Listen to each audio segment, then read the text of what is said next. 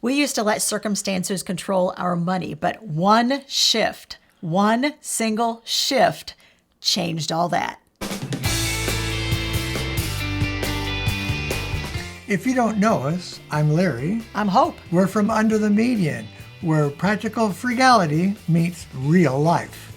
If you're constantly feeling like your budget is playing catch up every single month, we totally get it, because that's how we were when we started off our married life. We were in debt, overspending every month. I can't even say we were living paycheck to paycheck. We were, but we were overspending those paychecks when they came in. We figured out in pretty short order that we needed to make a fundamental shift in the way that we were dealing with money and dealing with circumstances in order to make sure that we were getting ahead instead of further behind every single month. That's what we'll share in this video, and we'll also give you some tips to help this mindset shift happen in your finances. The one major shift is to go from crisis mode to intentional planning. By doing this will remove about 90% of your financial stress. Here's another way to put it. You are going to learn to be proactive, not reactive. Exactly what does that mean, and what does it look like? When you're in crisis mode, you're actually reacting to everything as it happens. It's happening and it's kind of taking you off guard. So it's got an element of surprise and even maybe just a little bit of panic to it. By planning, you get on top of that. And that's a good way to deal with it. So here are some signs that you might be in the crisis mode instead of that proactive planning mode. You wait to see what is left over at the end of the month before deciding that you're going to save some of your money back. You forget about irregular expenses until they actually hit and you're like, oh shoot, didn't even plan on that bill. You're constantly saying, and oh boy, did we say these to each other all the time. We'll figure it out. Now on the surface, that's not a bad thing. We knew we were a team and we're going to have to figure it out. But that sort of reaction is almost like a stopgap. Something happens and you just look at each other and it's the defeatist attitude of, well, I guess we'll just figure it out. Instead of, you can say the exact same words if you want to. We're cool with that. We'll figure it out. That has a totally different connotation, doesn't it? It's in the way you say it, because the way you say it is the way your mind is going to believe it. And here's a final thing that might tell you you're living in crisis mode. Every budget surprise throws something off. In fact, sometimes it can throw everything off. Now, if you've been there, don't worry, because we've been there, and believe me. I was going to say, it's so familiar. We have done that. Yes, we have. Here's what happens when you become proactive. You get ahead of all of these things that seem to be coming up and surprising you because you're planning for some of these things. You've got a really good emergency fund developed that can handle a lot of major things that could happen, like something breaking on your car, something going bad in your house. Maybe you find out you got to replace a furnace or something.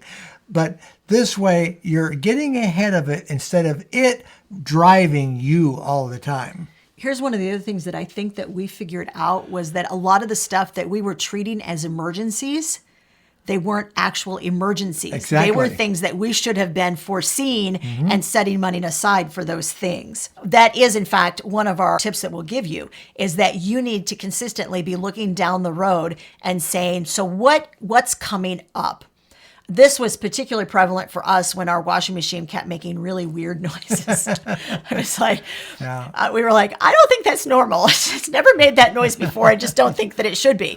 So instead of thinking, well, I guess we'll dig into the emergency fund. That was the moment when we stopped treating our emergency fund like it was just this like pot of money that you throw everything that happens into it, and then you start drawing money out of it, right? So if the emergency happens that your washing machine breaks, which really, it wasn't so much an emergency. No, it was going to happen. The thing was almost 30 years old, honestly. Yeah, I mean, the handwriting was on the wall. It was all over the wall. Right.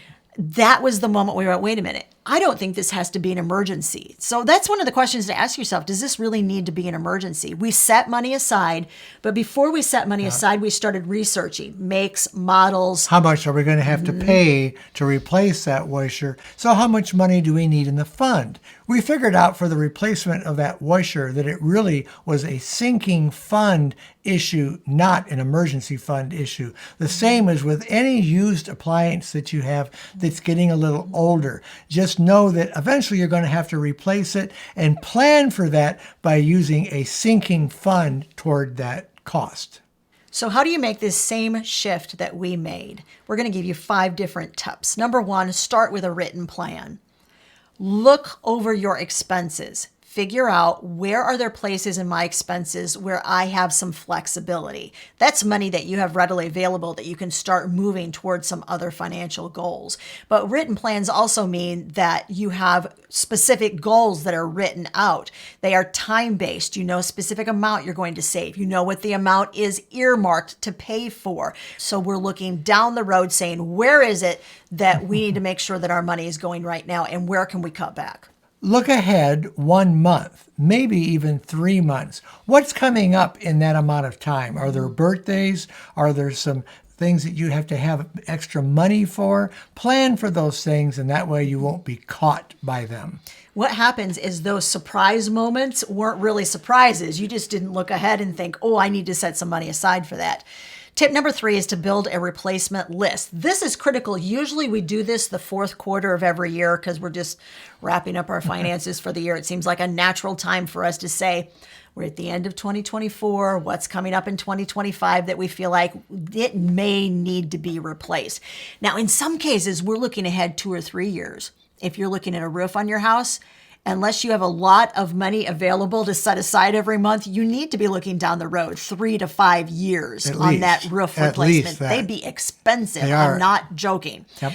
HVAC systems, that's another one. We're looking at that sometime in the next few years. And so we know that's got to go on that list that we're looking toward replacing.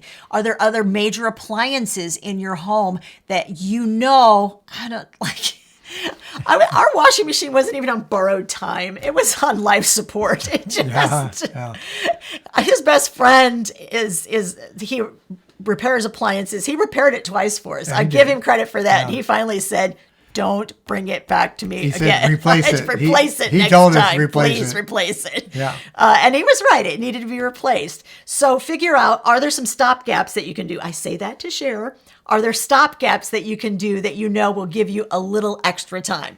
Adjust regularly. Don't just set this money in stone and forget it, because there's always adjustments that have to be made.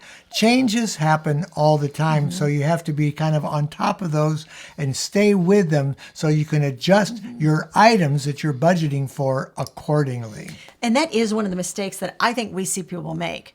Yeah. They set specific goals. They've got the replacement list. They're grooving on their budget. They're saving money every single month. And all of a sudden something happens and the money they were setting aside needs to be used for something else, and they feel like they've done something terribly wrong. You didn't do anything wrong. Life happened. And that's what happens to life. Life happens. Life just lifes. Yes, you know what I'm saying? Yeah. And so you have to just be aware of that and be ready to be flexible and to flow with that. But the first thing you need to ask yourself is not what went wrong. It's like, what can I do now? What are our options? We always lay out a whole bunch of options on the table. And sometimes one of us will throw something, crazy on the bunch and we'll go, I don't think so. If you get a reaction from your partner of what? No, then that's probably not an option you're going to use unless you can justify that option or reorganize or change it so that it suits both of you. You need to be willing to look for alternate solutions, because otherwise you're going to get stuck permanently in the I'm stuck mode, and we don't want that to happen. Now, once again, you want to be in control of the money. Think of it as water flowing. You want to be able to direct the path of where that water is going. You don't want the water to be flowing and you're going to have to be compensating for it and maybe putting buckets here or doing something to control the water. You want to be on top of that so that you're controlling it. It's not controlling you. Another thing that we do is we set 3 budget goals for every month. Hope mentioned this already. By setting 3 goals, this is one way that we can plan on controlling that money and telling it what we want it to do and where it should go. Now, if you're new to all this and you're thinking, I don't know, I want like a frugality 101. I want to know where to get started on this whole journey. We did a video. We gave you the most important advice we would give to people if they're just starting their frugal journey. And it's all kinds of things that we kind of wish we had known over 30 years do we ago ever? when we Oh, man. started being frugal. Yes. And that very fun video is right over there.